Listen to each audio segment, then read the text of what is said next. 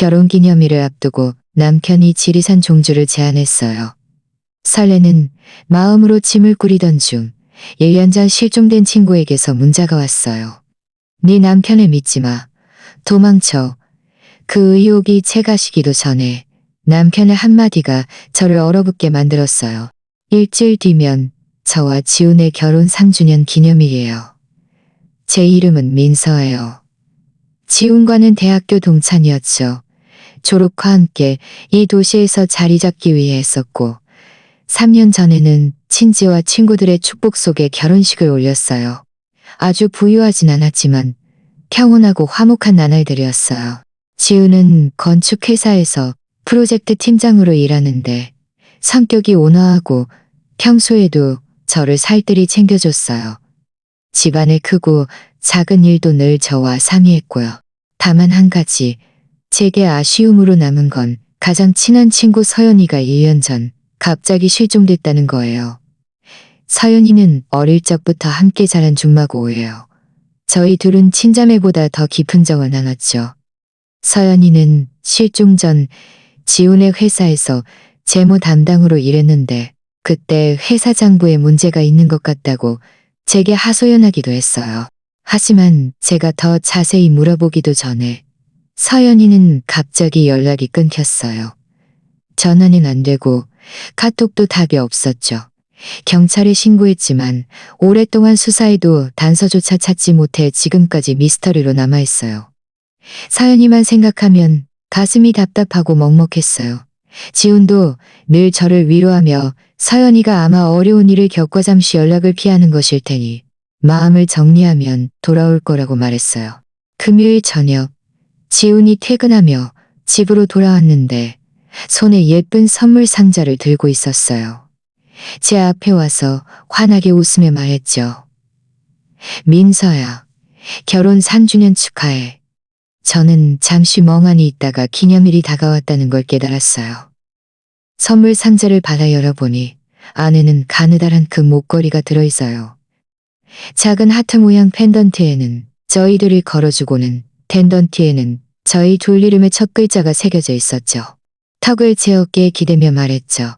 민서야, 지난 3년간 수고 많았어. 기념일 날 특별한 곳에 가서 우리만의 기념일을 보내고 싶어. 저는 몸을 돌려 그의 품에 기댄 채 웃으며 물었어요. 어디? 여행 가는 거야? 지훈은 고개를 끄덕이며 말했어요. 맞아. 여러 곳을 찾아봤는데 지리산 종주가 정말 좋겠더라고. 풍경도 정말 아름답고 사람도 적고 조용해서 도시의 번잡함에서 벗어나 둘만의 시간을 마셔야 기대며 말했죠. 지리산 종주라니 제 심장이 쿵 내려앉았어요. 예전에 지리산 종주가 지리산맥 깊숙한 곳에 험난한 길을 잇는 코스인데 해발 고도가 높고 기후 변화가 심해 죽음의 길이라고 불린다는 이야기를 들었거든요. 전문 산악인들도 쉽게 도전하지 못하고 사적으로는 출입이 금지된 곳이라고도 알고 있었어요. 저는 망설이며 말했어요. 그리고 함부로 갈 수 있는 곳도 아니잖아. 그리고 함부로 갈 수 있는 곳도 아닌지않아? 내가 다 알아봤어. 전문 가이드님과 함께 가는 위험할 일 없어. 게다가 내가 아는 지인이 현지 가이드님을 아는데 경험이 아주 풍부하다고 해. 내가 널 여기 데려가고 싶었던 건 우리가 처음 만났을 때 네가 풍경 좋은 산에서 트레킹하며 대자연을 느끼고 싶다고 말했잖아. 내가 그 말을 계속 기억하고 있었거든. 지훈의 말을 듣고 제 마음속 걱정은 절반 이상 사라졌어요. 정말 예전에 그에게 트레킹을 좋아한다고 말한 적이 있었는데 그가 그걸 계속 기억하고 있었다니. 게다가 그는 이미 모든 준비를 마치고 가이드까지 섭외했으니 별 문제 없을 거라고 생각했어요. 지훈의 진심 어린 눈빛을 보며 저는 고개를 끄덕였어요. 좋아. 그럼 우리 지리산 종주하러 가자. 제가 승낙하자 지훈의 얼굴에는 환한 미소가 번졌어요. 잘 됐다. 내일 바로 가이드님과 일정을 확정해야겠어. 너도 짐 정리 시작해도 돼. 필요한 물건 목록은 내가 다 적어놨으니 그대로 준비하면 돼. 밤에 잠자리에 들면서도 곧 다가올 기념일 트레킹 생각에 마음이 설레었어요. 지훈의 품에 기댄 채 저는 금세 잠이 들었죠. 저는 전혀 예상하지 못했어요. 이 낭만적으로 보이는 기념일, 여행이 실은 치밀하게 계획된 치명적인 덫이 될 줄은요. 다음 날 아침 일찍부터 저는 짐을 꾸리기 시작했어요. 지우는 이미 회사에 출근한 상태였죠. 떠나기 전 그는 제게 너무 무리하지 말고 다 못 챙기면 저녁에 와서 자기가 챙기겠다고 특별히 당부했어요. 저는 웃으며 대답하고는 그가 적어준 목록을 보며 하나씩 준비했어요. 방수 재킷을 접어 여행 가방에 넣으려던 참이었죠. 그때 휴대폰이 갑자기 울렸어요. 화면을 보니 서연이의 카톡 프로필 사진이 떴고 짧은 문자, 메시지가 와 있었어요. 단 9글자뿐이었죠. 네 남편을 믿지 마. 도망쳐. 그 문자를 보자마자 저는 온몸이 얼어붙었어요. 손에 들고 있던 방수 재킷이 바닥에 떨어졌죠. 1년 동안 실종됐던 서연이가 갑자기 제게 문자를 보내다니. 게다가 그 내용은 제가 지훈을 믿지 말고 도망치라는 것이었어요. 도대체 이게 무슨 일이죠? 방수 재킷이 바닥에 떨어지며 나는 소리가 조용한 거실에 유난히 날카롭게 울렸어요. 저는 휴대폰 화면 속 9글자를 멍하니 바라봤어요. 온몸에 피가 굳어버린 듯 손발이 차가웠죠. 정말 서연이가 보낸 걸까요? 1년 내내 아무 소식도 없었는데 어떻게 이 시점에 갑자기 이런 문자를 보낼 수 있죠? 저는 떨리는 손가락으로 문자 대화창을 열었어요. 맞았어요. 프로필 사진은 분명 서연이의 것이었어요. 저희 둘이 함께 바닷가에 놀러 갔을 때 찍은 사진이었죠. 서연이는 환하게 웃고 있었고 사용자 이름도 그대로였어요. 서연아? 저는 서둘러 전화를 걸었지만 한 번 울리고 바로 끊겼어요. 몇 번을 다시 걸어봐도 결과는 마찬가지였죠. 끊기거나 아예 연결할 수 없다는 메시지만 떴어요.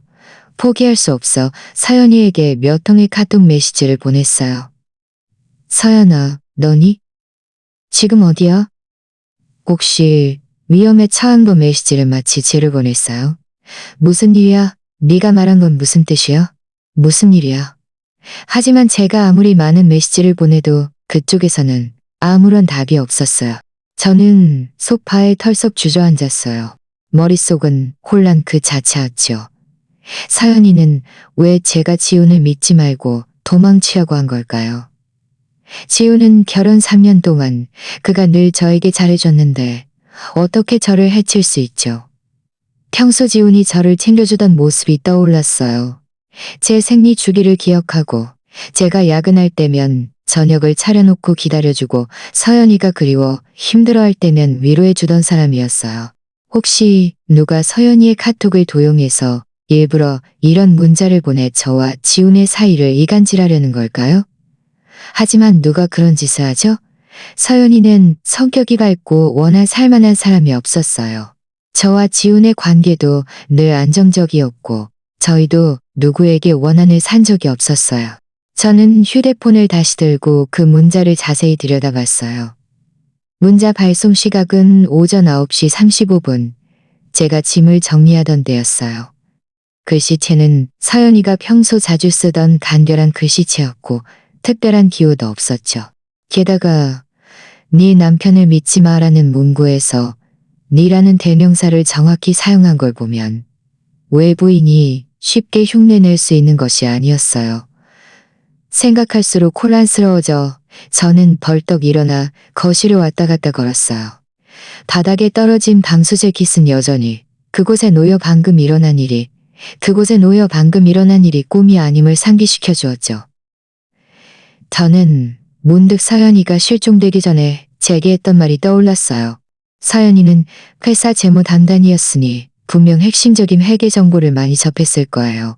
만약 그가 어떤 은밀한 비밀을 알아냈다면 그 때문에 누군가에게 협박당했을까요? 심지어 지훈에게 협박당했을까요?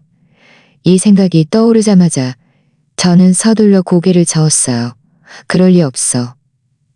지훈이 어떻게 서연이를 해치겠어. 그들은 동료였고 평소 관계도 나쁘지 않았어요. 지훈은 심지어 제 앞에 서연이가 일을 성시합해서. 하지만 다시 생각해보니 서연이 실종 후 지훈의 반응이 확실히 좀 이상했던 것 같아요. 제가 미칠 듯이 서연이를 찾아 경찰서에 가서 상황을 물어볼 때 지훈은 처음 몇 마디 위로를 건넨 후로는 서연이에 대한 이야기를 좀처럼 먼저 꺼내지 않았어요. 제가 서연이를 찾고 싶다고 말할 때마다 그는 화제를 돌리며 너무 집착하지 말고 자연스럽게 두라고 했죠. 예전에는 그가 제가 슬퍼할까봐 그랬다고 생각했지만 지금 생각하니 혹시 그가 꼼꼼이가 있었던 건 아닐까요? 저는 창가로 다가가 밖을 오가는 사람들을 바라봤어요. 마음속은 모순으로 가득했죠. 한편으로는 지훈이 저를 해칠 거라는 걸 믿고 싶지 않았어요. 3년간의 저희 관계는 제게 진실한 것이었으니까요. 다른 한편으로는 서연이의 문자가 제 심장에 박힌 가시처럼 저를 괴롭혔고 무시할 수 없었죠. 그는 제 가장 친한 친구였고 이유 없이 제게 이런 말을 할 리 없었어요. 바로 그때 제 휴대폰이 울렸어요. 지훈에게서 걸려온 전화였죠. 화면에 뜨는 남편이라는 두 글자를 보자마자 제 심장이 순식간에 빨라졌고 손이 떨리기 시작했어요. 저는 심호흡을 하고 목소리가 최대한 평범하게 들리도록 노력한 뒤 전화를 받았어요. 지훈의 목소리가 전화 너머에서 걱정스러운 듯 들려왔어요. 민서야, 바빠. 짐은 잘 정리되고 있어? 휴대폰을 쥔 제 손가락은 하얗게 변할 정도로 힘이 들어가 있었어요. 아직. 정리 중이야. 거의 다 됐어. 지훈은 웃으며 말했어요. 다행이다. 너무 무리하지 마. 아, 그리고 가이드님과 확정했어. 고래 아침 일찍 출발할 거야. 가이드님이 상기슬개서 우리를 기다리실 거야. 왕복 기차표랑 숙소도 내가 다 예약해놨으니 넌 신경 쓸 필요 없어. 지훈은 제 평소와 다른 점을 눈치챘는지 물었어요. 민서야, 왜 그래? 목소리가 별로 안 좋은데 혹시 감기 걸렸어? 아니, 그냥 짐 정리하느라 좀 피곤해서 그래. 저는 서둘러 핑계를 댔어요. 지훈은 그럼 빨리 쉬라며 더 이상 정리하지 말고 저녁에 자기가 와서 마저 정리하겠다고 했어요. 저녁도 거르지 말라고 당부했죠. 알았어. 전화를 끊자마자 저는 의자에 맥없이 주저앉았어요. 지훈과 통화한 짧은 몇 분이 마치 한 세기처럼 길게 느껴졌어요. 그의 목소리는 여전히 다정하고 걱정스러웠지만 저는 더 이상 예전처럼 안심할 수 없었어요. 저는 다시 휴대폰을 들고 서연이의 프로필 사진을 오랫동안 응시했어요. 저는 이렇게 어영부영 지훈을 따라 지리산에 갈 수는 없다고 결심했어요. 저는 진실을 밝혀야 했어요. 저는 진실을 밝혀야 했어요. 저는 진실을 밝혀야 했어요. 저는 아무렇지 않은 척해야 했어요. 저는 계획의 진짜 모습이든 말이죠. 저는 휴대폰을 주머니에 넣고 여행 가방 옆으로 가서 바닥에 떨어진 바닥에 떨어가서 지훈이 제가 서연이의 문자를 받았다는 사실을 알아차리지 못하게, 그리고 제가 그를 의심하고 있다는 사실도 모르게 말이죠. 저녁에 지훈이 돌아왔을 때 저는 이미 감정을 잘 다스려 놓은 상태였어요. 그는 문에 들어서자마자 제가 쉬었는지 물었고 남은 짐 정리도 자진해서 도와줬어요. 바쁘게 움직이는 그의 뒷모습을 보며 제 마음은 만감이 교차했어요. 3년 동안 사랑하고 믿었던 이 남자가 과연 서연이가 도망치려고 했던 그 사람일까요? 식사 시간, 저는 오랫동안 망설이다가 그를 시험해보기로 결심했어요. 고개를 들어 지훈을 보며 말했죠. 여보, 오늘 문득 서연이가 생각났어요. 지금 어디서 어떻게 지내고 있을지 모르겠네요. 서연이라는 두 글자를 듣자마자 지훈은 반찬을 집던 손을 멈칫했어요. 그의 눈빛이 잠시 흔들리더니 아무렇지 않은 듯 말했어요. 너무 많이 생각하지 마. 그녀는 괜찮을 거야. 우리 모레 출발해야 하니 기분 좋게 지내야지. 상관없는 사람 때문에 우리 기분 망치지 마. 그의 반응에 제 마음은 또다시 가라앉았어요. 이 낭만적으로 보이는 기념일 여행은 결코 평탄하지 않을 것이며 저는 다가올 폭풍을 맞이할 준비를 해야만 한다는 것을요. 저녁 식사는 침묵 속에 끝났어요. 지우는 자진해서 취기를 정리했고 평소처럼 제게 따뜻한 우유 한 잔을 따라주었어요. 우유잔을 받으며 컵에 온기는 느껴졌지만 마음에는 한 줄기 온기도 느껴지지 않았어요. 그가 서연이를 언급했을 때 흔들리던 눈빛, 그리고 상관없는 사람이라는 그 말이 가시처럼 제 마음에 박혔어요. 서연이는 제 가장 친한 친구였고 그의 동료이기도 했는데 어떻게 상관없는 사람이 될 수 있죠? 이는 제 의심을 더욱 깊게 만들었어요.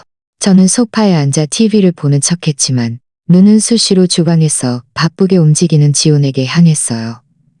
그의 뒷모습은 여전히 익숙했지만 저는 그를 점점 더 낯설게 느끼기 시작했어요. 저는 결혼 3년간의 모든 순간들을 머릿속으로 되짚으며 혹시 그에게 어떤 이상한 점은 없었는지 찾아보려 했어요. 예전에는 늘 지훈이 믿음직하다고 생각했는데 지금 와서 자세히 생각해보니 많은 일들이 뭔가 이상했어요. 서연이 실종 사건만 해도 당시 경찰이 수사할 때 서연이 실종 전 행방에 대해 지훈에게 여러 가지를 물었지만 지훈은 늘 명확히 설명하지 못했어요. 심지어 서연이가 그 시기에 감정적으로 불안정해서 스스로 떠났을 수도 있다고 말했죠. 지금 생각하니 그가 일부러 경찰을 오도하려 했던 건 아닐까요? 그리고 지훈은 최근 반년 동안 자주 늦게 귀가했고 가끔은 지방 출장을 간다고도 했어요. 매번 출장을 갈 때마다 저를 데려가지 않았죠. 일이 너무 바빠서 저와 함께 놀 시간이 없다고 했지만 예전에는 다 믿었던 그 말이 지금은 의심스러웠어요. 그가 정말 출장을 간 걸까요? 아니면 떳떳하지 못한 다른 일을 하러 간 걸까요? 지훈이 주방 정리를 마치고 나와 제가 TV를 보고 있는 것을 보더니 제 옆에 앉아 저를 안으려고 손을 뻗었어요. 저는 무의식적으로 옆으로 피하며 그의 손길을 피했죠. 지훈의 손은 허공에 멈췄고 그의 얼굴에는 의아한 표정이 스쳤어요. 민서야, 왜 그래? 아직도 서연이 생각하는 거야? 내가 일부러 그렇게 말한 건 아니었어. 그냥 네가 그 때문에 기분 상하는 걸 원치 않았을 뿐이야. 저는 애써 침착한 척 고개를 저으며 말했어요. 아니, 그냥 좀 피곤해서 그래요. 지우는 더 생각하지 않고 손을 거두며 말했어요. 피곤하면 일찍 쉬어. 내일도 회사에 가서 처리할 일이 좀 있어. 다 마치면 우리 안심하고 출발할 수 있을 거야. 아, 그리고 내일 겸사겸사 트레킹에 필요한 보험도 들어야겠다. 가이드님 쪽에서도 보장이 되지만 보험이라니 제 심장이 쿵 내려앉았어요. 저는 황급히 물었어요. 무슨 보험을 드는데? 지우는 아무렇지 않은 듯 말했어요. 그냥 상해보험. 야외 트레킹은 위험이 크니까 보험을 들어두면 안심이 되지. 보장 금액도 꽤 높게 받았으니 만약 무슨 일이 생겨도 보장이 될 거야. 만약 무슨 일이 생겨도 보장이 될 거야. 만약 무슨 일이 생겨도 보장이 될 거야. 이 말이 제 귓가에 벼락처럼 울렸어요. 그는 왜 이런 말을 하는 걸까요? 혹시 그가 이미 무슨 일이 생길 것을 예상한 걸까요? 혹시 그가 이미 무슨 일이 생길 것을 예상한 걸까요? 안전이 최우선이니 보험은 꼭 들어야죠. 지우는 고개를 끄덕이며 말했어요. 맞아. 안전이 최우선이지. 먼저 샤워하고 쉬어. 나는 서류 좀 더 볼게. 저는 일어나 욕실로 들어갔어요. 샤워기를 틀자 뜨거운 물이 머리카락을 타고 흘러내렸지만 저는 여전히 추웠어요. 서연이의 경고 문자, 지훈의 오락가락하는 태도, 그리고 방금 그가 했던 이상한 말. 이 모든 파편들이 제 머릿속에서 맞춰지면서 끔찍한 생각이 점점 더 선명해졌어요. 지훈이 정말 저를 해치려 할지도 모른다는 생각. 저는 더 이상 생각할 수 없어 서둘러 샤워를 마치고 침실로 돌아왔어요. 침대에 누워 뒤척이며 잠을 이루지 못했어요. 머릿속은 온갖 추측으로 가득했죠. 지훈이 정말 저를 해치려 한다면 왜 지금까지 기다린 걸까요? 저희는 결혼 3년 동안 잘 지내왔는데 그가 저를 해추적이 된 걸까요? 아니면 그에게 제가 착오로 죽어야만 이룰 수 있는 걸까요? 혹시 서연이가 그의 비밀을 알아내서 그가 입막음을 하려 한 걸까요? 얼마나 시간이 흘렀는지 모르겠어요. 지훈이 침실로 들어왔어요. 제가 아직 잠들지 않은 것을 보고 물었어요. 왜 아직 안 잤어? 불편해? 저는 서둘러 눈을 감고 잠든 척하며 그에게 대답하지 않았어요. 지우는 조심스럽게 제 옆에 누웠고 얼마 지나지 않아 규칙적인 숨소리가 들려왔어요. 저는 몰래 눈을 뜨고 창밖의 달빛을 빌려왔어요. 저는 몰래 눈을 뜨고 창밖의 달빛을 빌려 저는 몰래 눈을 뜨고 창밖의 달빛을 빌려 제 옆에 누운 이 남자의 옆모습을 바라봤어요. 다음 날 아침 일찍 지우는 회사에 갔어요. 그가 나간 후 저는 즉시 침대에서 일어나 방 안을 뒤지며 단서를 찾기 시작했어요. 지훈에게 도대체 어떤 비밀이 있기에 저를 죽이려 하는지 알아내고 싶었죠. 저는 먼저 그의 서재를 뒤졌어요.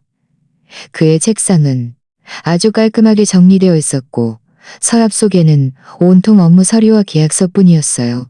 자세히 살펴보았지만 아무런 이상한 점을 발견하지 못했죠.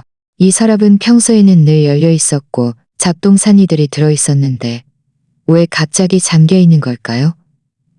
혹시 안에 어떤 비밀이 숨겨져 있는 건 아닐까요? 저는 서재 안을 뒤져서 마침내 연필꽂이에서 작은 열쇠 하나를 찾았어요. 열쇠를 쥐고 떨리는 손으로 그 서랍을 열었죠. 서랍 안에는 잡동사니 대신 검은색 서류철 하나만 들어있었어요. 서류철을 열어보니 안에는 은행 거래 내역과 차용증들이 있었어요. 자세히 살펴보자마자 저는 순간적으로 경악했어요. 지훈이 무려 5억 원의 도박 빚을 지고 있었던 거예요. 이 차용증들의 날짜는 대부분 서연이 실종 전후였어요. 은행 거래 내역을 보니 지훈은 최근 반년 동안 많은 거액의 지출을 했고 용처가 불분명했으며 그의 급여 계좌에는 거의 잔액이 없었어요. 그렇구나. 지훈은 거액의 도박 빚을 졌고 서연이는 회사 재무 담당으로서 그가 공금을 횡령하여 빚을 갚으려 했다는 비밀을 분명히 알아챘을 거예요. 그래서 그가 서연이를 해치고 숨겼던 거죠. 심지어 이미 그를 해쳤을 수도 있고요. 그리고 지금 그의 빚은 점점 늘어나 감당할 수 없게 되자 제가 사고로 죽게 만들어 거액의 보험금을 타내려 한 거예요. 이 생각에 저는 온몸이 떨렸고 손에 들고 있던 서류철이 바닥에 떨어졌어요. 3년 동안 사랑하고 믿었던 지훈이라는 남자가 돈 때문에 이렇게 미치광이 같은 짓을 하다니.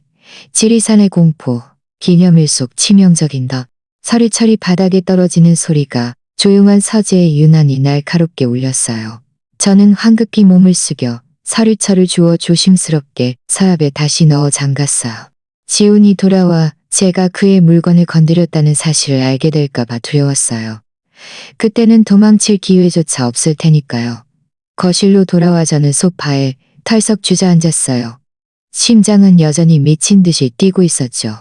5억 원의 도박 빚이라니 저희 같은 평범한 가정에게는 그야말로 천문학적인 액수였어요. 지훈이 저 몰래 이렇게 많은 빚을 지고 심지어 회사 공금까지 횡령하고 서연이에게 독한 손을 썼다니 저는 억지로 자신을 진정시켰어요. 지금은 두려워할 때가 아니었어요. 저는 지훈이 보험을 들었다는 증거를 최대한 빨리 찾아내서 그가 정말 저를 해치려 했다는 것을 증명해야만 했어요. 증거를 확보해야만 스스로를 구할 방법을 찾을 수 있고 심지어 서연이의 억울함을 풀어줄 수도 있을 테니까요.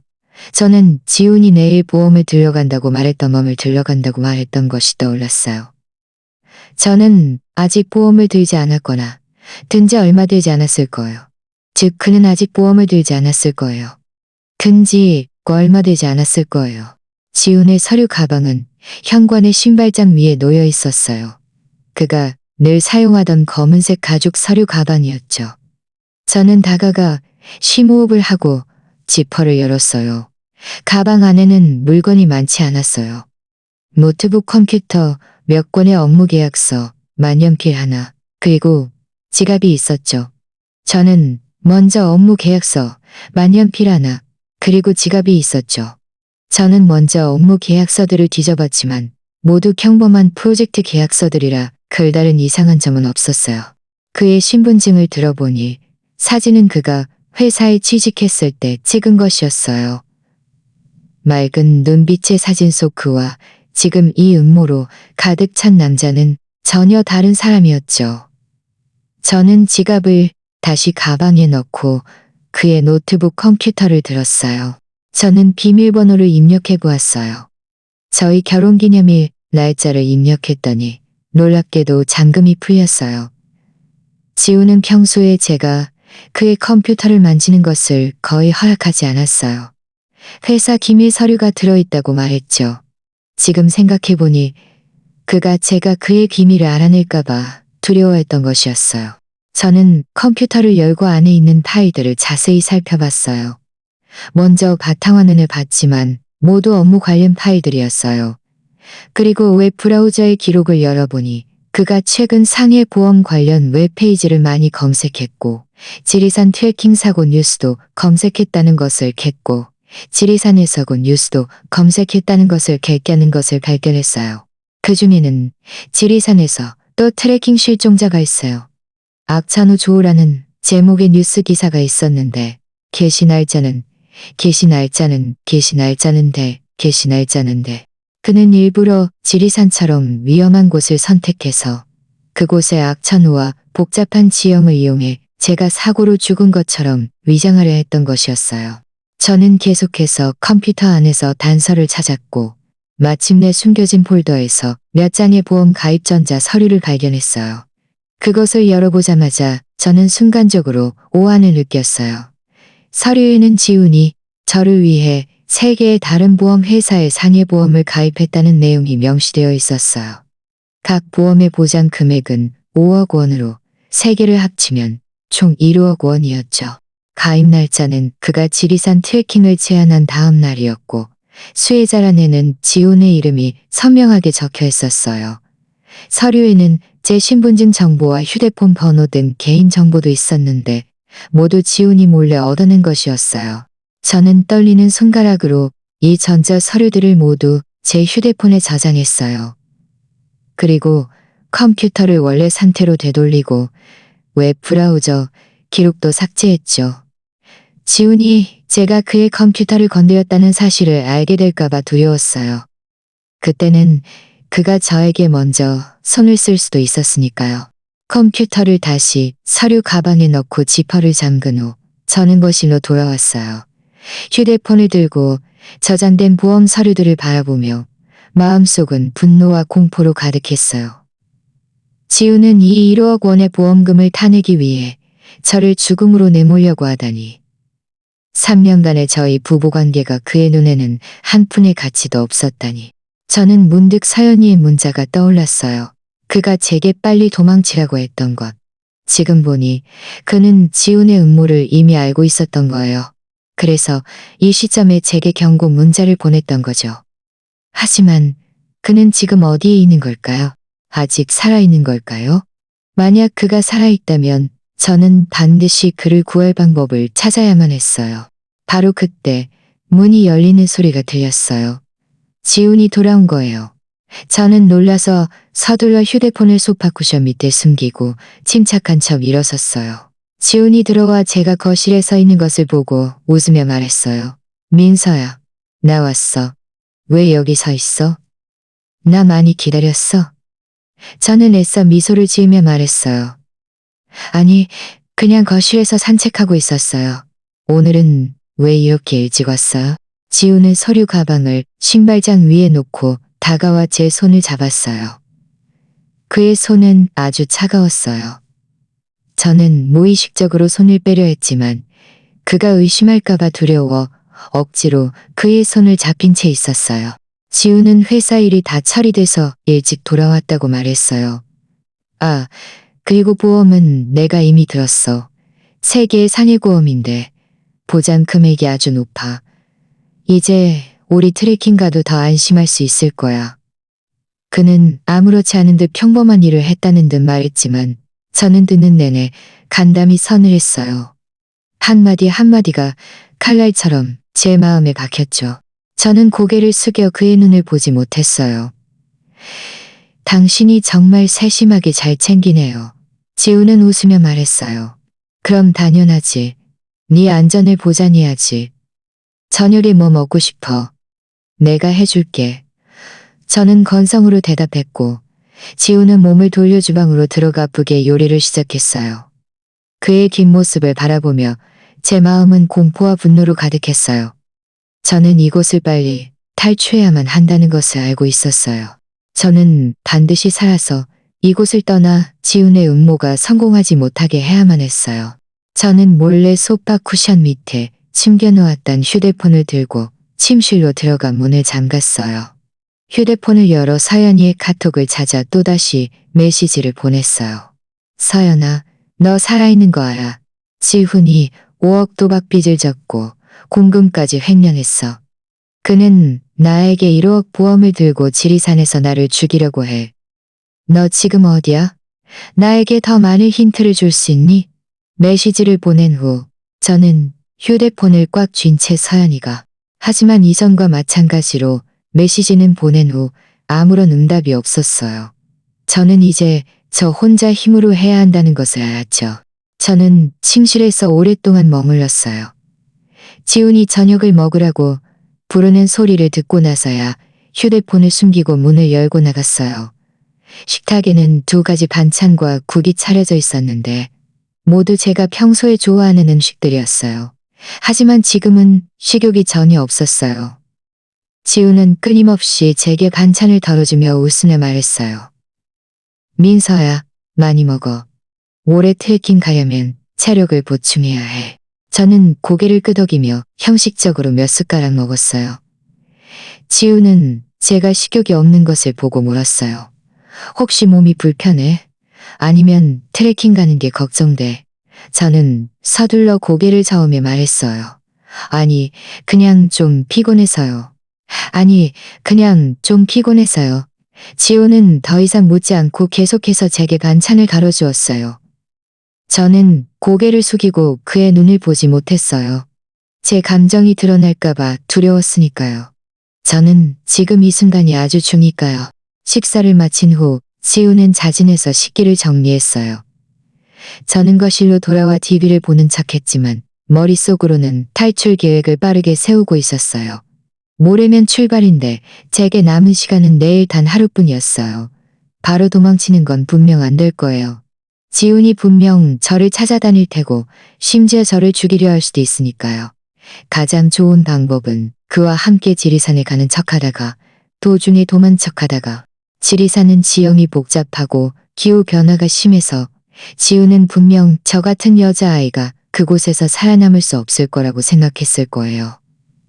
그래서 그곳에서 일을 벌이기로 선택한 거겠죠. 하지만 그는 몰랐어요. 제가 어릴 적 할아버지와 함께 산에서 몇 년을 살면서 기본적인 야외 생존 기술을 익혔고 방향을 구분하는 법도 알고 있다는 것을요. 그에게서 벗어날 기회만 잡으면 살 수 있을 거라는 희망이 있었죠. 저는 먼저 몰래 탈출 물품들을 준비하기로 결심했어요. 지훈이 제게 적어준 목록에는 기본적인 방한 의류와 상비약뿐이었는데 이것만으로는 분명 부족했어요. 저는 고열량 식품, 충분한 물, 비상용 손전등, 라이터, 그리고 약간의 응급처치 용품을 준비해야 했어요. 이런 물건들은 대놓고 준비할 수 없으니 몰래 숨겨야만 했죠. 밤에 잠자리에 들었을 때 저는 깊이 잠든 척했어요.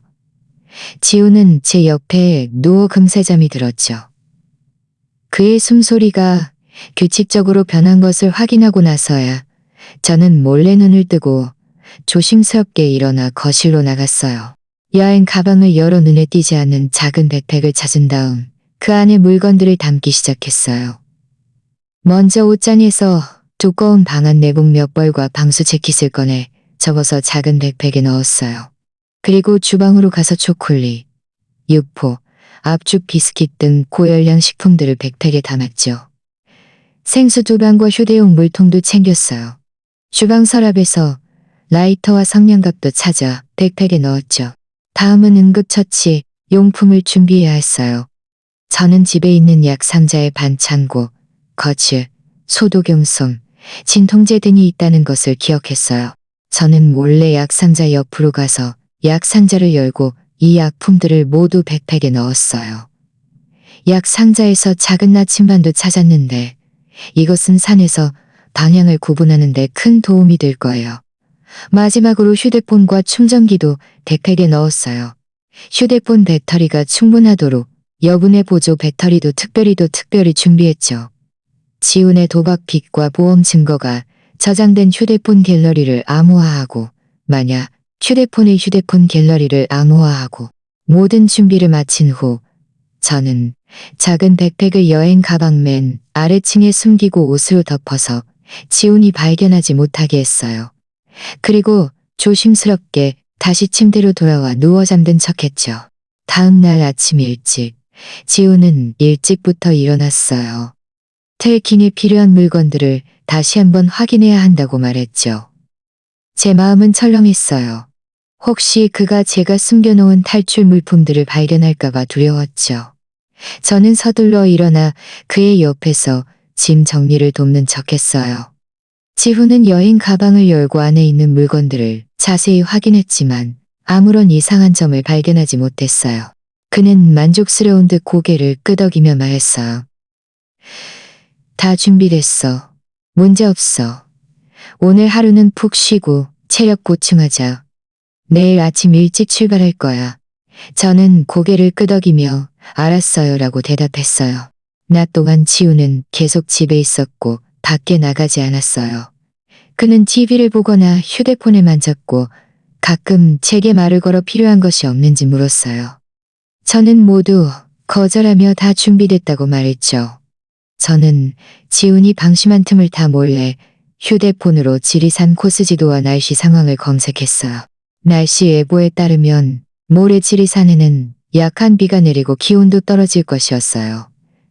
지훈은 분명 이 날씨 상황을 이미 알고 있었을 거예요. 악천후를 이용해 제가 사고로 죽은 것처럼 위장하려 했던 것이었죠. 저는 또한 지리산 주변의 구조 지점과 도움을 요청할 수 있는 고조 지점과 도움을 요청할 수 있는 곳들도 찾아 머릿속에 기억해 두었어요. 저는 지리산에 도착해서 계곡 산거리라는 곳을 지날 때 도망칠 기회를 찾기로 계곡 산거리라는 곳을 지날 때 도망칠 기회를 그 작은 마을로 도망칠 수만 있다면 사람들에게 도움을 요청할 수 있을 테니까요. 오후에 지우는 뭔가를 사러 나간다며 저에게 집에서 기다리라고 했어요. 제 마음은 순간 기뻤어요. 드디어 뭔가를 더 준비할 기회가 생긴 거죠. 그가 나간 후 저는 즉시 여행 가방에서 작은 백팩을 꺼내 그 안에 현금과 제 신분증을 더 넣었어요. 저는 지훈의 신용카드와 신분증도 몰래 백팩에 넣어두었죠. 이것들은 모두 그의 범죄 증거들이었어요. 물건 정리를 마치자마자 저는 문이 열리는 소리를 마치자마자 저는 서둘러 작은 백팩을 숨기고 거실에서 TV를 보는 척했어요. 지우는 비닐봉투를 들고 들어와 웃으며 말했어요. 민서야, 네가 좋아하는 과일 좀 사왔어. 내일 길에서 먹을 수 있을 거야. 저는 비닐봉투를 받아들며 고마워요라고 말했어요. 지우는 제 옆에 앉아 사과 하나를 받아들며 고마워요라고 말했어요. 저는 제 옆에 앉아 사과 하나를 깎아 제게 건넸어요. 저는 사과를 갖다 제게 건넸어요. 지훈의 시선이 줄곧 저를 향하고 있다는 것을 느낄 수 있어요. 저는 애써 표정이 자연스럽게 보이도록 노력했어요. 사과를 다 먹고 저는 일어서며 말했어요. 저는 가서 짐 좀 정리하고 다시 한번 확인해 볼게요. 혹시 빠뜨린 게 없는지. 지훈은 고개를 끄덕이며 말했어요. 그래, 다녀와. 저는 침실로 들어가 문을 닫고 문에 기대 심호흡을 깊게 했어요. 내일이면 출발이에요. 생사를 건 싸움이 곧 시작될 거예요. 저는 주먹을 꽉 쥐고 마음속으로 다짐했어요. 반드시 침착해야 해. 반드시 용감해야 해. 저는 저 자신을 위한 복수뿐만 아니라 서연이의 억울함도 풀어줘야 했으니까요. 다음 날 아침 일찍 날이 밝기도 전에 지우는 저를 깨웠어요. 저는 눈을 뜨자마자 심장이 목구멍까지 치솟았어요.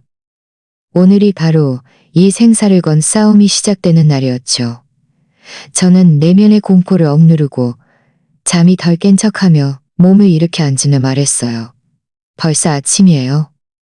지우는 웃으며 말했어요. 일찍 출발해야 길에서 더 많은 시간을 벌 수 있어. 해지기 전에 예정된 캠핑 지점에 도착해야지. 저는 고개를 끄덕이며 천천히 침대에서 내려왔어요. 여행 가방 옆으로 가서 맨 아래층에 숨겨놓았던 작은 백팩이 그대로 있는지 확인하고 나서야 안도의 한숨을 쉬었어요. 저는 빠르게 세수를 마치고 미리 준비해둔 운동복과 등산화를 갈아입었어요. 그리고 휴대폰, 보조 배터리 등 필수품을 몸에 지녔죠. 아침 식사는 간단했어요. 우유와 빵이었죠. 지우는 아주 빨리 먹었고 시계를 수시로 확인하며 눈빛에 조급함이 엿보였어요. 저는 그가 저를 빨리 지리산 그 죽음의 장소로 데려가고 싶어 안달이라는 것을 알고 있었어요. 아침 식사를 마친 후 지우는 여행 가방 2개를 들고 저는 그의 뒤를 따라 집을 나섰어요. 차는 이미 건물 아래에 주차되어 있었죠. 지우는 짐을 트렁크에 싣고 조수석 문을 열며 말했어요. 민서야, 다. 저는 조수석에 앉아 안전벨트를 맸고 지우는 시동을 걸어 지리산 방향으로 향했어요. 길 내내 지우는 거의 말이 없었고 운전에만 집중했어요. 차 안의 분위기는 숨 막힐 듯 답답했죠. 저는 창밖으로 빠르게 스쳐 지나가는 풍경을 바라보며 마음속으로 계속 대책을 강구했어요. 약 4시간 정도 운전했을까 마침내 지리산 상기슭에 도착했어요. 지우는 차를 세우고 트렁크에서 등산 가방 2개를 꺼내 여행 가방 안에 물건들을 옮겨 담았어요. 그는 비교적 가벼워 보이는 등산 가방 하나를 제게 건네며 말했어요. 민서야, 이건 이거야. 안에는 물건 다 들어있어. 저는 등산 가방을 받아 등에 맸어요. 이 등산 가방이 제가 예상했던 것보다 더 무겁다는 것을 느낄 수 있었어요. 안에는 제 옷과 상비약 외에 지훈이 몰래 넣어둔 쓸모없는 물건들도 있었는데 아마 제가 트레킹 도중에 더 많은 체력을 소모하게 하려는 속셈이었을 거예요. 멀지 않은 곳에 위장복을 입고 피부가 검게 그을린 중년 남자가 서 있었어요. 지우는 그가 섭외한 가이드라고 말했어요. 지우는 가이드에게 다가가 몇 마디 인사를 건넨 후 저를 자기 옆으로 끌어당겨 소개했어요. 김 가이드님. 이쪽은 제 아내 민서입니다. 김 가이드님은 고개를 끄덕이며 저를 위아래로 훑어보더니 말했어요. 아가씨, 지리산 종주는 처음이시죠? 여기 산길이 험하니 이따 저랑 지훈 씨 뒤를 바싹 따라오세요. 길 잃으면 큰일 납니다. 저는 웃으며 고개를 끄덕였어요. 고맙습니다, 김 가이드님. 잘 따라가겠습니다.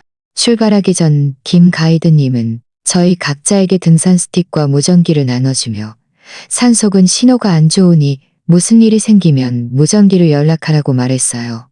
모든 준비가 끝나고 저희 3사람은 산속으로 출발했어요.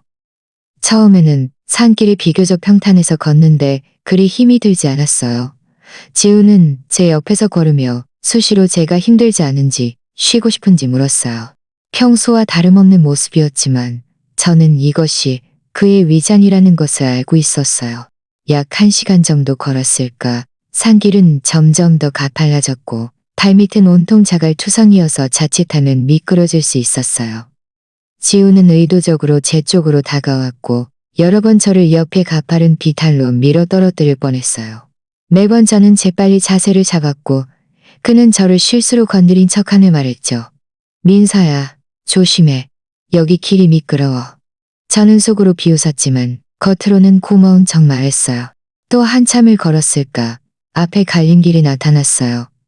왼쪽 길은 좁고 옆은 절벽이어서 매우 위험해 보였어요.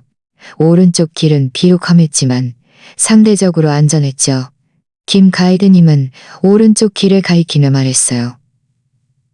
우리는 이쪽으로 가겠습니다. 이쪽이 더 안전합니다. 이쪽이 더 안전합니다. 이쪽이 더 안전합니다. 하지만 지훈이 갑자기 입을 열었어요. 김 가이드님, 우리 왼쪽으로 가는 게 어때요? 왼쪽 풍경이 더 좋고, 시간도 많이 절약된다고 들었고, 만약 사고라도 나면 큰일 납니다. 지훈은 웃으며 말했어요. 괜찮아요. 우리가 조심하면 되죠.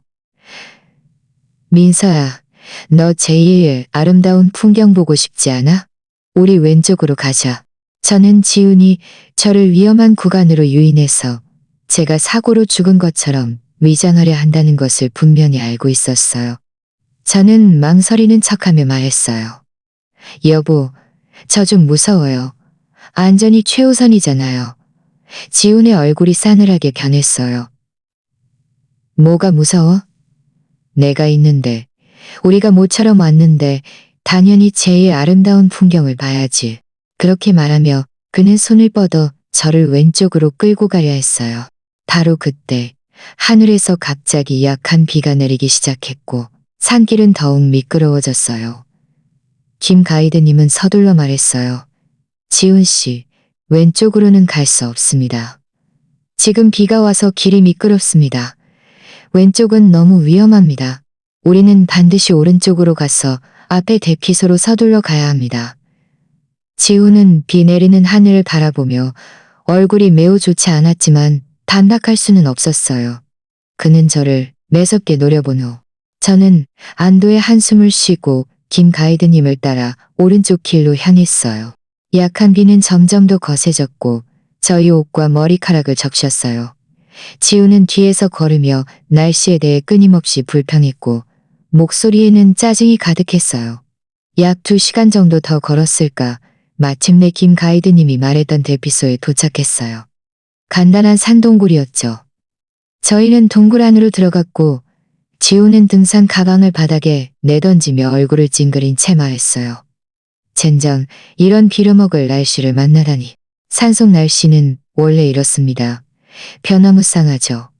우리는 여기서 잠시 쉬면서 비가 좀 그치면 다시 출발합시다. 저는 수건을 받아 얼굴에 묻은 빗물을 닦았어요. 지훈의 시선이 줄곧 저를 향하고 있었는데 그 시선에는 원망이 가득했어요. 저는 방금 제가 그의 뜻대로 왼쪽의 위험한 길로 가지 않아 그의 계획이 숲으로 돌아갔다는 것을 알고 있었어요. 그는 분명 가만히 있지 않을 것이고 앞으로 가만히 있지 않을 것이고 쉬는 동안 지훈이 갑자기 제 옆으로 와서 말했어요. 민서야, 나 밖에 나가서 비가 좀 그쳤는지 볼게. 넌 여기서 기다려. 딴 데 가지 말고. 제 마음은 철렁했어요. 그가 혼자 나가려는 건 혹시 누구와 연락하려 하거나 미리 어떤 함정을 설치하려는 걸까요? 제가 막 달아가려 하자 지훈이 말했어요. 넌 그냥 여기서 푹 쉬어. 밖은 비도 많이 오고 길이 미끄러워. 나 따라오지 마. 혹시라도 사고 나면 고개를 숙여든 산장비를 정리하고 있었어요. 그렇게 말하고 그는 몸을 돌려 동굴 밖으로 나갔어요. 그의 뒷모습을 보며 제 마음은 경계심으로 아무것도 눈치채지 못한 듯 보였죠. 저는 잠시 망설이다가 그를 따라 나가 보기로 결심했어요. 저는 몰래 동굴 밖으로 나가 멀리서 지훈이 나무 아래 서서 휴대폰으로 통화하고 있는 것을 보았어요. 거리가 너무 멀어서 그가 무슨 말을 하는지는 들리지 않았지만 그의 표정이 매우 격앙되어 있었고 끊임없이 팔을 휘두르는 것을 볼 수 있었죠. 얼마 지나지 않아 그는 전화를 끊고 동굴 쪽으로 돌아왔어요. 저는 서둘러 큰 바위 뒤에 숨었고 지훈이 동굴 안으로 들어간 후에야 천천히 걸어 나왔어요. 동굴 안으로 돌아와 저는 아무 일도 없었던 척하며 바닥에 앉아 쉬었어요. 하지만 제 마음은 더욱 불안해졌어요. 지훈은 누구에게 전화를 건 걸까요? 혹시 그에게 공범이 있는 걸까요? 비는 서서히 그쳤어요. 김 가이드님은 말했어요. 우리 다시 출발합시다. 더 늦으면 캠핑 지점에 도착하지 못합니다. 지훈은 고개를 끄덕이며 일어섰고 등산 가방을 들었어요. 저도 따라 일어나 등산 가방을 맸어요. 저는 앞으로의 여정이 더욱 험난할 것이며 한순간도 긴장을 늦추지 않고 경계해야 한다는 것을 알고 있었어요. 계곡 삼거리. 그 갈림길이 점점 더 가까워지고 있었죠. 그곳이 제 유일한 탈출 기회였어요. 비는 그쳤지만 산길은 여전히 미끄럽고 걷기 힘들었어요. 저희 세 사람은 산길을 따라 계속 전진했어요. 김 가이드님이 맨 앞에서 길을 안내했고 지우는 제 뒤에서 걸으며 수시로 제 뒷모습을 훑어보았어요. 마치 먹이를 노리는 듯한 시선에 저는 온몸이 불편했어요. 저는 걸으면서 주변 환경을 살피며 계곡 삼거리까지 얼마나 남았는지 마음속으로 계산했어요. 이전에 찾아본 코스 지도에 따르면 1시간 정도 더 걸으면 그 갈림길에 도착할 수 있었어요. 저는 그곳에 도착하기 전에 지훈과 김 가이드님과 거리를 벌릴 적절한 기회를 찾아야만 했어요. 그래야 순조롭게 도망칠 수 있을 테니까요. 약 30분 정도 걸었을까. 앞에 산길이 조금 평탄해졌어요. 김 가이드님은 걸음을 멈추고 말했어요. 여러분, 잠시 5분간 쉬면서 물 좀 마시고 체력 보충합시다. 제 마음은 순간 기뻤어요. 바로 제가 필요했던 기회였죠.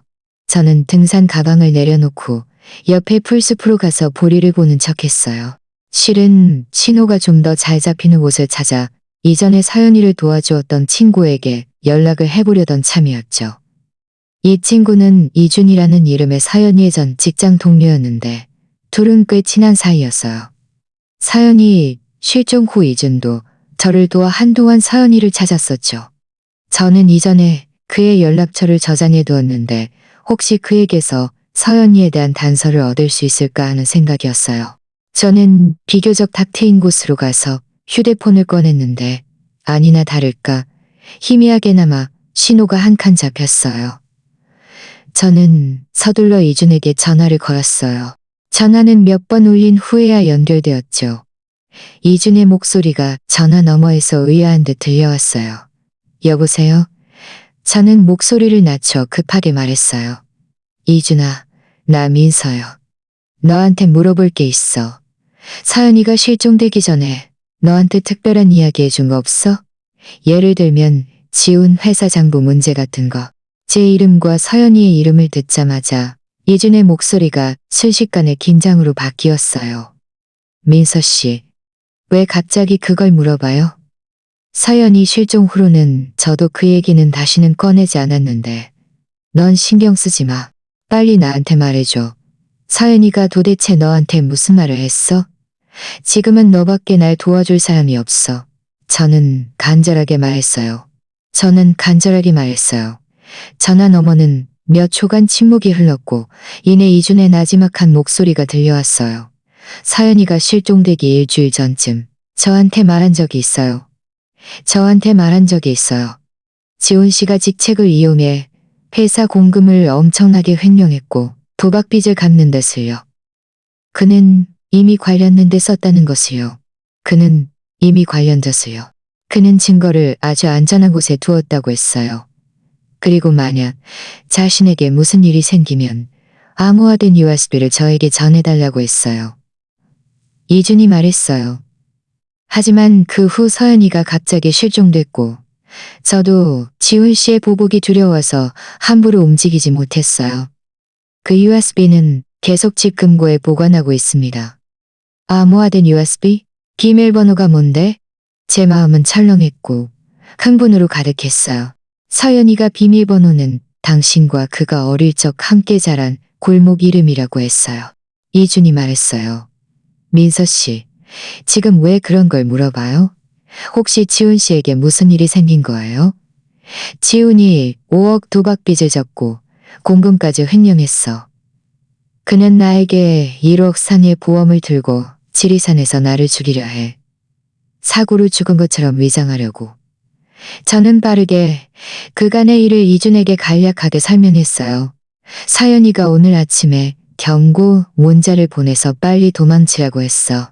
지훈 씨는 정말 미치건이군요. 민서 씨, 정말 조심해야 해요.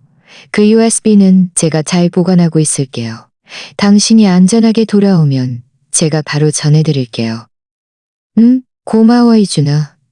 제가 말을 마치고 전화를 끊으려는데 등 뒤에서 지훈의 목소리가 들려왔어요. 민서야.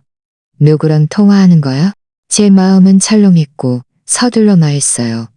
이준아, 이만 끊을게. 나 지금 상황이 안 좋아. 그렇게 말하고 급하게 전화를 끊고 휴대폰을 주머니에 숨겼어요. 몸을 돌려보니 지훈이 제 뒤쪽 멀지 않은 곳에 서서 차가운 눈빛으로 저를 바라보고 있었어요. 방금 누구랑 통화했어? 산속은 신호가 이렇게 안 좋은데 어떻게 전화가 연결됐지? 저는 애써 침착한 척 웃으며 말했어요. 아니, 그냥 휴대폰 꺼내서 시간 좀 보려고 했어요. 신호가 너무 안 좋아서, 전화는 아예 안 좋아서, 단화는 아예 안 돼요. 지우는 두 걸음 앞으로 다가와 제 주머니를 응시하며 말했어요. 그래? 저는 그에게 절대 제 휴대폰을 보여줄 수 없다는 것을 알고 있었어요.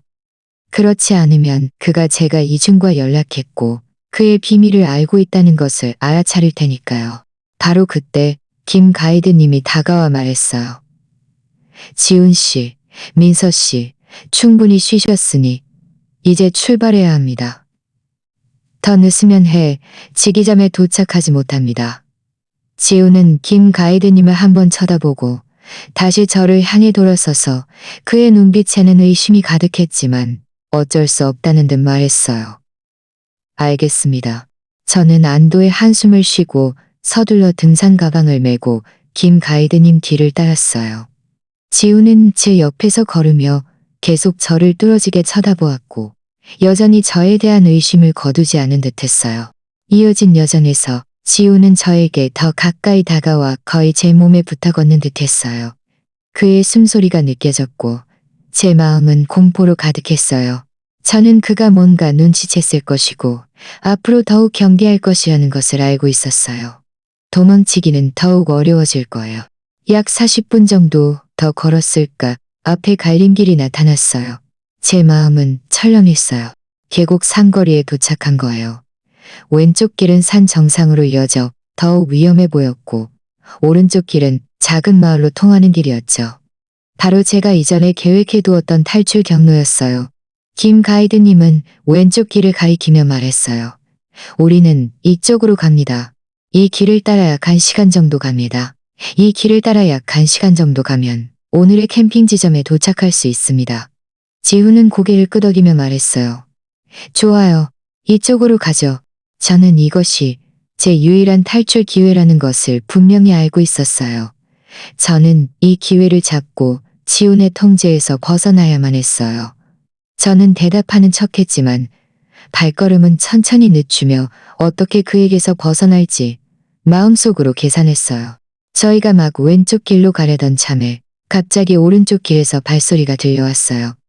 저희 세 사람은 모두 걸음을 멈추고 오른쪽 길을 바라봤죠. 방수 재킷을 입고 모자를 쓴 사람이 저희 쪽으로 걸어오고 있었어요. 지훈의 얼굴은 순식간에 굳어졌고 경계심 가득한 목소리로 물었어요. 당신은 누구야? 여기서 뭐라는 거지? 그 사람은 천천히 다가와 모자를 벗었어요. 그의 얼굴을 보자마자 저는 순간적으로 경악했어요. 서연이었어요. 그가 살아있었어요. 서연이를 본 순간 저는 온몸이 얼어붙었고 눈물이 순식간에 솟아올랐어요. 1년 내내 실종됐던 친구가 이렇게 생사의 기로에서 나타나다니. 그가 정말 살아있었어요. 지우는 저보다 더 놀랐어요. 그는 눈을 크게 뜨고 얼굴이 창백해져 떨리는 목소리로 서연이를 가리키며 말했어요. 너 어떻게 여기에? 너 죽은 거 아니었어? 서연이는 차갑게 비웃으며 한 걸음씩 저희 앞으로 다가왔어요. 그의 눈은 차갑게 지훈을 응시하며 말했죠. 네가 내가 이미 네 손에 죽은 줄 알았니? 지훈, 이 미치광이 같은 놈아. 네 공금 횡령과 도박죄를 덮으려고 나를 죽이려 하다니. 지훈의 얼굴은 파랗게 질렸다가 하얗게 변했어요. 그는 무의식적으로 한 걸음 뒤로 물러서며 서연이를 경계하는 눈빛으로 바라봤어요. 무슨 헛소리야? 내가 언제 널 해치려 했어? 네 실종은 네 혼자만의 일이야. 나랑 상관없어. 나랑 상관없다고? 서연이는 들고 있던 백팩에서 녹음기를 꺼내 재생 버튼을 눌렀어요. 그럼 이거 들어봐. 이것도 네가 헛소리하는 거니? 녹음기에서 즉시 지훈의 목소리가 흘러나왔어요. 흉악한 어제였죠. 서연아, 똑똑히 들어. 네가 모은 증거 내놓지 않으면 내가 널 이 세상에서 영원히 사라지게 할 거야. 이어서 서연이의 목소리가 들려왔어요. 꿈깨. 나는 이미 증거를 배급해뒀어. 네 공금 횡령과 도박은 반드시 회사 경영진에게 보고할 거야. 녹음이 끝나자 서연이는 차갑게 말했어요. 1년 전 네가 나를 외곽으로 유인해서 살인하고 입막음하려 했지. 다행히 나는 미리 위험을 감지하고 도망칠 기회를 찾았어. 나는 네가 가만히 있지 않을 거라는 걸 알고 있었기 때문에 계속 숨어 지내면서 네 범죄 증거를 더 많이 수집하고 있었지. 지훈의 얼굴은 완전히 변했어요. 그는 사악하게 말했어요. 내가 죽지 않았다면 오늘은 내가 가차없이 처리해야겠군. 그렇게 말하며 그는 서연이에게 달려들어 서연이의 손에 들린 녹음기를 빼앗으려 했어요. 저는 그 모습을 보고 서둘러 달려가 지훈을 막아서며 소리쳤어요. 지훈, 오지마. 지훈은 저를 밀쳐냈고 저는 균형을 잃고 바닥에 넘어졌어요. 등산 가방도 옆으로 떨어지며 안에 있던 물건들이 흩어졌죠. 지훈은 저를 신경 쓰지 않고 계속해서 서연이에게 달려들었어요. 김 가이드님은 옆에 서서 이미 눈이 휘둥그레졌어요. 그는 자신이 길 안내를 하러 왔다가 이런 일을 겪을 줄은 몰랐던 거죠. 지훈이 사람을 때리려 하는 것을 보고서야 그는 정신을 차리고 서둘러 지훈을 붙잡으며 말했어요. 지훈 씨, 진정하세요. 지훈은 김 가이드님에게 붙잡힌 채 발버둥 치며 말했어요. 신경 쓰지 마. 이 여자가 내 큰일을 망쳤어. 오늘 반드시 죽여야 해. 서연이는 옆에 서서 조금도 두려워하지 않고 말했어요. 지훈, 네가 오늘 또다시 성공할 수 있을 거라고 생각해? 나는 녹음기뿐만 아니라 경찰도 데려왔어. 경찰? 지훈은 잠시 멍하니 있다가 비웃었어요. 네가 날 놀라게 하려고? 이 황량한 산속에 어디에 경찰이 있어? 그의 말이 끝나기 무섭게 든 뒤에서 그의 말이 끝나기 무섭게 들려왔고 무전기 소리도 들려왔어요. 지훈은 뒤를 돌아보니 제복을 입은 경찰 몇 명이 저희 쪽으로 걸어오고 있었어요. 선두에 선 중년 경찰의 눈빛은 엄숙했어요. 지훈의 얼굴은 순식간에 창백해졌고 다리에 힘이 풀려 넘어질 뻔했죠. 저는 바닥에서 일어나 서연이 옆으로 가서 그의 손을 꽉 잡았어요. 그의 손을 꽉 잡았어요. 눈물이 멈추지 않고 흘러내렸죠. 서연아, 무사해서 정말 다행이야. 나는 네가. 서연이는 제 손을 토닥이며 말했어요. 특히 그가 너를 지리산 트레킹에 데려가자고 제안한 후에는 그가 너를 해치야 할 거라고 짐작했지. 그래서 서둘러 너에게 경고 문자를 보내고 경찰에 연락해서 그들과 함께 달려온 거야. 경찰은 지훈 앞으로 가서 수갑을 꺼내 지훈의 두 손에 채웠어요. 지훈은 발버둥 치며 말했어요. 아니야, 나는 안 그랬어.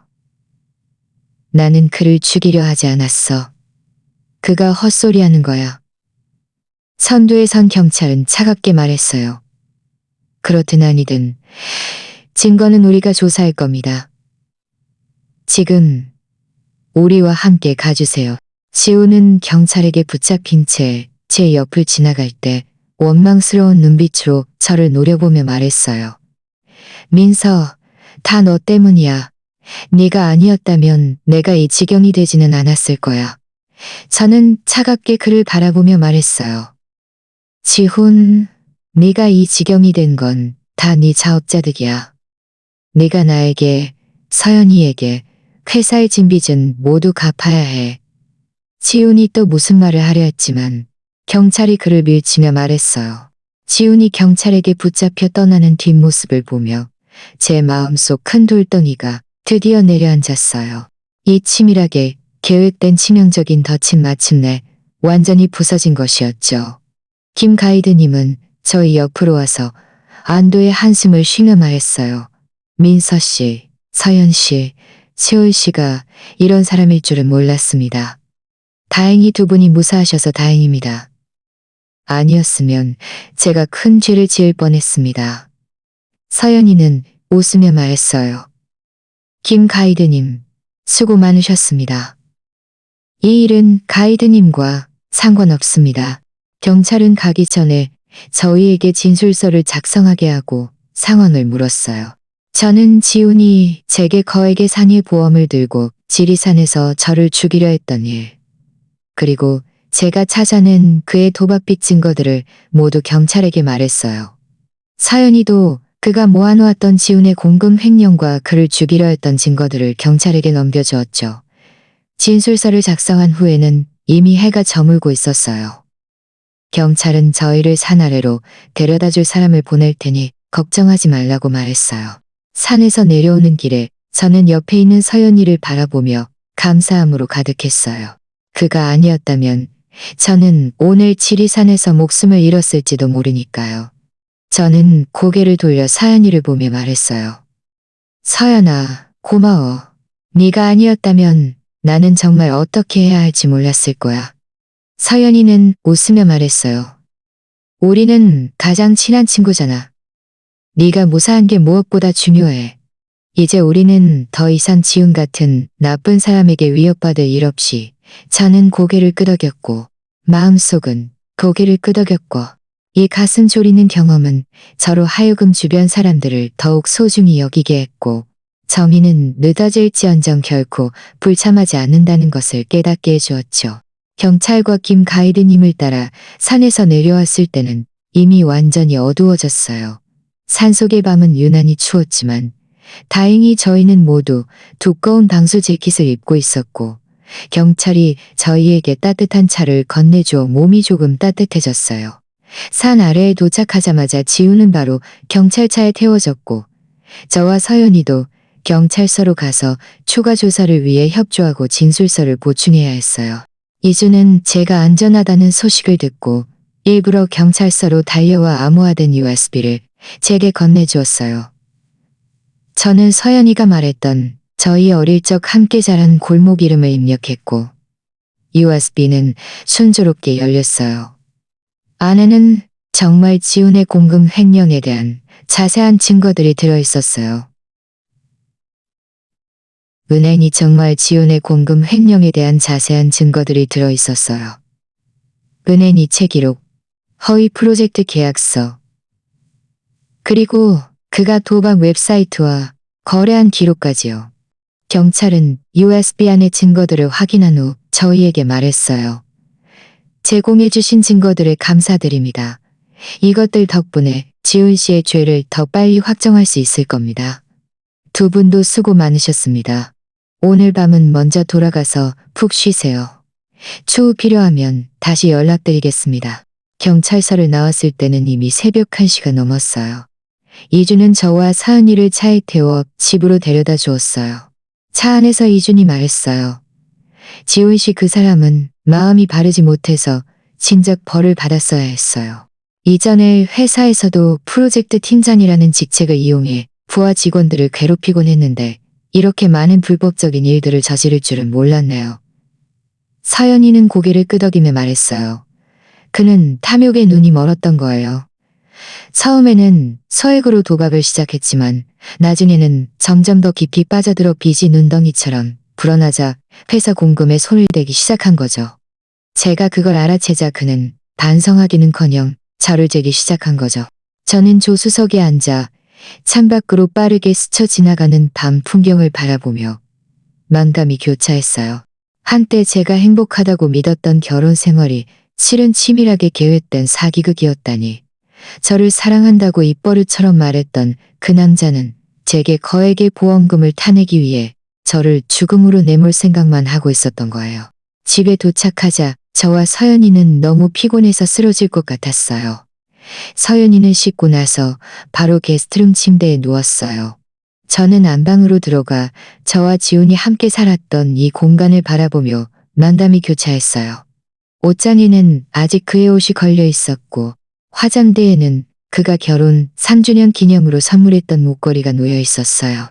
저는 앞으로 다가가 목걸이를 벗어 쓰레기통에 버렸어요. 이 목걸이는 한때 저의 아름다운 환상을 담고 있었지만 지금 보니 모두 조롱거리일 뿐이었으니까요. 이어진 며칠 동안 저와 서연이는 함께 집안 물건들을 정리했어요.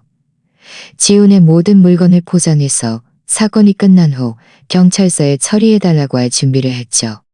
그동안 지훈 회사 경영진도 저에게 연락해서 회사가 이미 지훈의 공금 횡령 사건에 대해 내부 조사를 시작했고 지훈의 죄를 확인했으며 그의 민사상 배상 책임을 추궁하여 그가 횡령한 공금을 회수할 것이라고 말했어요.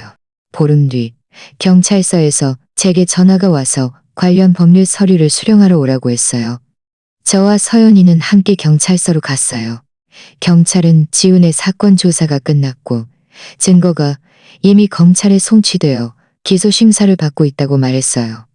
경찰은 또한 지훈의 구치소 상황도 저희에게 말해주었어요.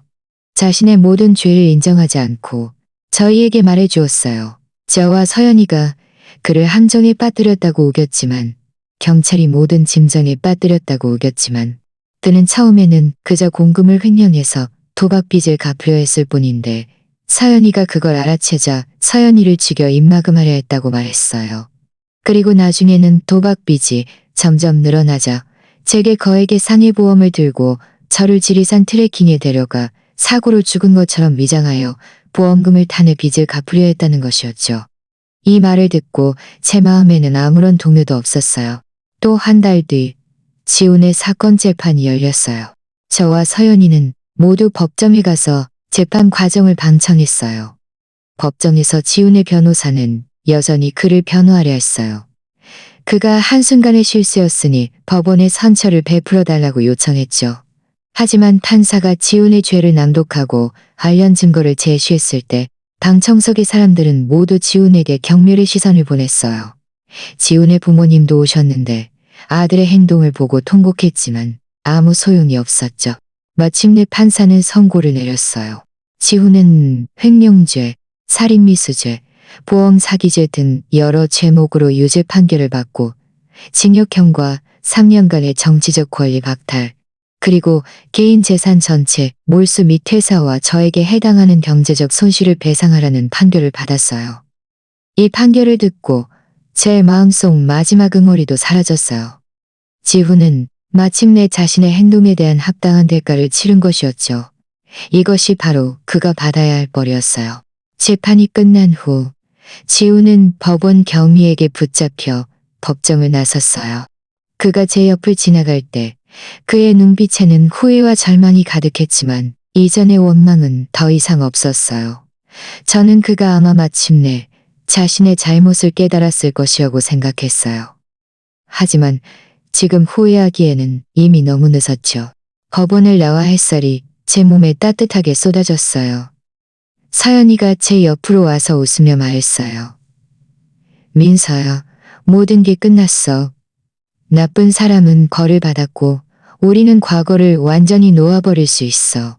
저는 고개를 끄덕이며 심호흡을 깊게 했어요. 다 끝났어. 이제 우리 모두 잘 살아야 해. 새로운 미래를 맞이하자. 지훈의 재산은 몰수된 후 일부는 회사의 손실을 배상하는 데 사용되었고 다른 일부는 저에게 배상금으로 주어졌어요. 비록 이 돈이 제가 받은 상처를 완전히 치유할 수는 없었지만 저에게는 일종의 위로가 되었죠. 저는 제 몫의 돈을 저축해두고 이 돈으로 제 삶을 다시 계획할 준비를 했어요. 저는 이 경험이 제 인생에서 잊을 수 없는 흔적으로 남겠지만 저는 옳고 그름을 분별하는 방법, 자신을 보호하는 방법을 배웠고 제 곁에서 진정으로 저를 아껴주는 사람들을 더욱 소중히 여기게 되었으니까요. 법원에서 나온 후 저와 서연이는 카페로 갔어요. 유리창을 통해 햇살이 테이블 위에 따뜻하게 비쳐 제 마음속 마지막 먹구름까지 걷어내 주었죠. 서연이는 제게 따뜻한 커피 한 잔을 따라주며 말했어요. 민서야, 그동안 너무 마음고생 많았지. 이제 지훈은 합당한 벌을 받았으니 우리도 과거를 완전히 놓아버리고 앞으로의 삶을 잘 계획해야 해. 저는 커피잔을 들어 한 모금 마셨어요. 따뜻한 액체가 목을 넘어갈 때 편안함을 느꼈죠. 저는 고개를 끄덕이며 말했어요. 나도 그렇게 생각했어. 나는 지금 사는 집을 팔고 좀 더 작은 집으로 이사가서 새롭게 시작할 생각이야. 그 집에는 지움과 관련된 추억이 너무 많아서 모든 구석구석이 나를 답답하게 해. 완전히 새로운 환경에서 과거의 그림자에서 벗어나고 싶어. 서연이는 웃으며 말했어요. 좋아. 내가 너랑 같이 집 찾아줄게. 나중에 우리 가까이 살면 서로 의지하고 좋잖아. 나도 지난 1년 동안 숨어 지내느라 제대로 된 삶을 살지 못했는데 이제야 안심할 수 있게 됐어. 나도 작은 재무 컨설팅 회사를 차려서 내 능력으로 돈을 벌고 더 이상 다른 사람 눈치 보지 않고 살 거야. 서연이의 생각을 듣고 저는 진심으로 기뻤어요. 서연이의 생각을 듣고 저는 진심으로 기뻤어요. 서연이는 재무 전문 능력이 아주 뛰어났어요. 이전에 지훈의 회사에 있을 때도 늘 경영진에게 칭찬받았었죠. 저희 둘은 오랫동안 이야기를 나눴어요. 미래 계획에 대해서도 이야기하고 어릴 적 재미있었던 일들도 이야기하며 마치 걱정 없던 어린 시절로 돌아간 듯했어요. 그 가슴 졸이는 경험은 저희의 관계를 더욱 깊게 만들었어요. 저희 둘 다 이 음모 속에서 살아남아 서로를 다시 얻게 된 것이 얼마나 행운인지 깨달았으니까요. 이어진 날들 동안 저는 집을 파는 일을 시작했어요. 부동산 중개업소에서 여러 차례 집을 보러 왔고 사람들이 올 때마다 저는 서연이와 함께 밖에 나가 기다렸어요. 더 이상 이곳에 머물고 싶지 않았으니까요. 보름 뒤 집은 순조롭게 팔렸고 가격도 제가 예상했던 것보다 조금 더 높았어요. 집을 판 돈을 받은 후 저와 서연이는 시내 주요한 아파트 단지에 있는 방 2칸짜리 아파트를 찾았어요. 집은 비록 크지 않았지만 인테리어가 아늑하고 채광도 좋았어요. 저희 둘은 함께 사니 서로 아늑하고 채광도 좋았어요. 저희 둘은 함께 자구점이다. 저희 두르고 함께 사니 서로 함께 청소하며 집을 완전히 새롭게 꾸몄죠. 이사하는 날 이준도 와서 도와주었어요. 저와 서연이는 서로를 보며 미소 지었고 미래에 대한 기대감으로 가득했어요. 저녁에 저희 세 사람은 함께 푸짐한 저녁 식사를 만들었고 이사 축하 파티를 열었어요. 식사 중에 이준이 말했어요. 이미 그가 횡령한 공금의 일부를 회수했다고 합니다. 회사 경영진도 특별히 저와 서연 씨에게 증거를 제공해 준 것에 감사하며 보너스를 주었습니다. 서연이는 말했어요. 그것은 우리가 받아야 할 마땅한 대가예요.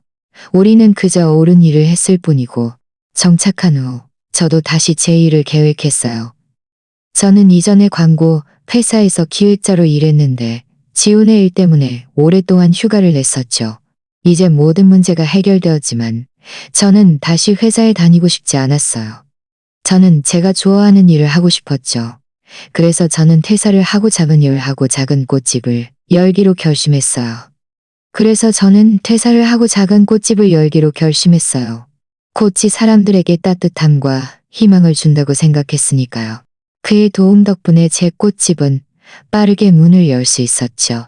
꽃집 사업은 꽤 잘 되었어요. 매일 많은 손님들이 꽃을 사러 왔고 손님들이 꽃을 들고 환하게 웃는 모습을 볼 때마다 제 마음도 성취감으로 가득했어요. 서연이의 재무 컨설팅 회사도 전문적인 능력과 성실한 태도 덕분에 많은 고객을 유치하며 성공적으로 운영되고 있었죠. 저희 둘은 매일 바쁘고 보람 있는 시간을 보냈어요. 한가할 때는 함께 요리를 하고 영화를 보고 산책을 했어요. 저희 둘 모두 과거의 그림자에서 서서히 벗어났고 얼굴에는 미소가 점점 더 많아졌어요. 어느 날 제가 꽃집에서 꽃을 정리하고 있는데 갑자기 경찰서에서 전화가 왔어요. 경찰은 지훈이 교도소에서 행실이 좋지 않았고 항소하려 했지만 증거가 명확해서 항소가 기각되고 원심이 유지되었다고 말했어요. 이 소식을 듣고 제 마음에는 아무런 동요도 없었어요. 지훈의 결말은 모두 그 자신이 자초한 일이었고 그가 무엇을 하든 이미 확정된 죄를 바꿀 수는 없으니까요. 햇살이 꽃집 유리창을 통해 들어와 오색 찬란한 꽃들 위에 비치며 유난히 아름다웠죠. 저는 지리산에서의 그 아찔했던 경험을 떠올렸어요. 비록 위험했지만 저로 하여금 사람의 마음을 똑똑히 보게 했고 가장 소중한 우정을 얻게 해주었으니까요.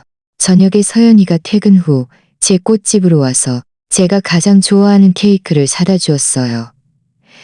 저희는 꽃집의 작은 테이블에 앉아 케이크를 먹으며 이야기를 나눴어요. 서연이가 말했어요. 민서야, 우리 지금 삶이 얼마나 좋아. 나쁜 사람들의 방해도 없고 우리 모두 좋아하는 일을 할 수 있잖아. 저는 고개를 끄덕이며 말했어요. 정말 좋아. 예전에는 결혼이 여자의 안식처라고 생각했는데 이제야 깨달았어. 누구에게 의지하든 자기 자신만큼 믿을 만한 사람은 없어. 오직 자신이 강해져야 진정으로 자기 삶을 주도할 수 있다는 걸. 서연이는 제 손을 잡으며 말했어요. 앞으로 우리 모두 더 잘 될 거야. 어떤 일을 만나든 우리는 함께 맞설 거야. 저는 알고 있었어요. 이 가슴 졸이는 기념일 여행일, 비록 저에게 생사의 시험을 겪게 했지만 저를 불사조처럼 다시 태어나게 했다는 것을요. 저는 허위적인 결혼 생활을 잃었지만 더욱 소중한 우정과 새로운 인생을 얻었어요. 앞으로의 길은 아직 멀지만 저는 더 이상 두렵지 않아요. 저는 더 이상 두렵지 않아요. 저는 더 이상 두렵지 않으며 저는 더 이상 두렵지 않으며 저는 더니는 결국 불참하지 않으려는 것을 알고 있으니까요. 제 곁에는 가장 친구가 함께하고 있어요.